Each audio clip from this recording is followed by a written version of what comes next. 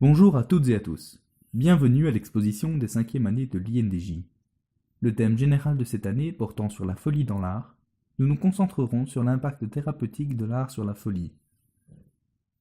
Dans cette petite présentation de 3 minutes, nous allons soulever plusieurs aspects de ce point de vue en analysant les relations qu'il existe entre l'art et le mental, ce qui nous amènera plus tard à parler d'une forme de thérapie par l'art. Commençons par établir la relation entre l'art et le mental. Le neurobiologiste et collectionneur d'art Jean-Pierre Changeux nous témoigne de l'extrême complexité de notre cerveau. Celui-ci est selon lui bien différent d'une machine, et permet, notamment en contemplant une œuvre d'art, de ressentir, je cite, un embrasement extraordinaire qui envahit notre espace conscient par sa globalité.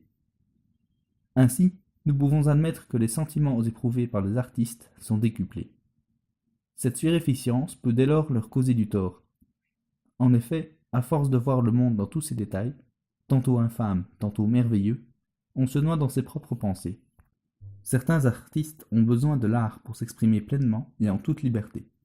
D'ailleurs, nous reconnaîtrons que dans notre vie quotidienne, l'art joue un rôle prépondérant sur nos émotions. En effet, l'exemple de la musique se veut le plus représentatif de cette affirmation. La musique peut changer notre état d'esprit ainsi que les émotions que nous ressentons.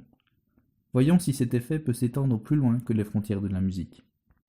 Nous rentrons maintenant dans la deuxième partie de ce petit exposé, à savoir cette fameuse thérapie par l'art. Tout d'abord, cette pratique appelée l'art-thérapie se définit comme étant l'utilisation de créations artistiques de toutes sortes, qu'elles soient musicales, plastiques ou narratives, de personnes en difficulté psychique comme accompagnement thérapeutique.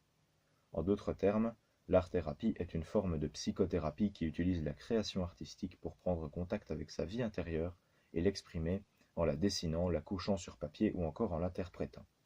Cette pratique a vu le jour en Belgique en 1962 avec la création du club Antonin Artaud, nommé ainsi en hommage à Antoine-Marie Artaud, né le 4 septembre 1896 à Marseille et mort le 4 mars 1948 à Ivry-sur-Seine. Ancien théoricien de théâtre, acteur, écrivain, dessinateur ou encore essayiste et poète français, il fut autrefois suspecté de folie et associé à cette idée du potentiel artistique de l'homme souffrant. D'après des études réalisées sur des personnes de tout âge, cette psychothérapie aurait pour effet de baisser le niveau d'anxiété et de stress de manière significative.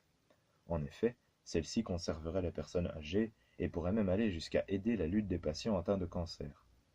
Les dessins que vous pouvez voir exposés sur la table représentent le type d'œuvre picturale qui pourrait être réalisée lors de séances d'art-thérapie.